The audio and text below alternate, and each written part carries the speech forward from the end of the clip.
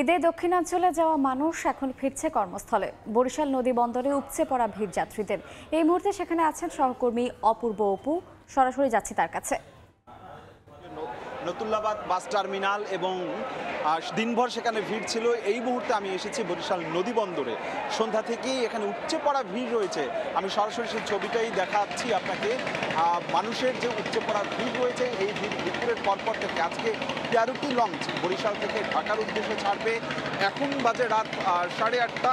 মূলত 9টা থেকেই এই লঞ্চগুলো এক এক করে ঢাকার উদ্দেশ্যে ছেড়ে যাবে। সাধারণত প্রতিদিন এখানে 3 থেকে 4টি লঞ্চ এখন ঢাকা বরিশাল নৌপথে আসা যাওয়া করে, কিন্তু এখন ঈদের বিশেষ সার্ভিস চলছে, সেই জন্যই আজকে 13টি লঞ্চ বরিশাল থেকে ঢাকার উদ্দেশ্যে যাবে। প্রত্যেকটি লঞ্চই উপচে পড়া ভিড় রয়েছে। যাত্রীদের পদচারণায় মুখর গোটা এই অঙ্গন। কোনো কেবিন খালি নেই, এমনকি লঞ্চের সামনে যে ডেক রয়েছে বা বারান্দা করিডোর রয়েছে, সে সমস্ত জায়গাতেও যাত্রীরা চাদর বিছিয়ে সেখানে অবস্থান নিয়েছে।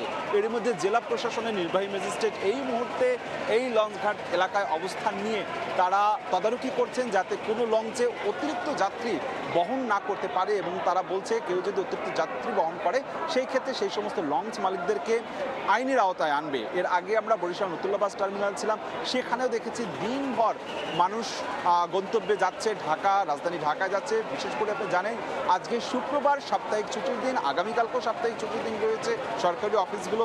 সেই জায়গা থেকে ব্যবসায়ী পরিবহন প্রতিষ্ঠানগুলো বলছে যে আজকে যেমনি ভিড় রয়েছে এই ভিড়টা আগামীকালকেও থাকবে।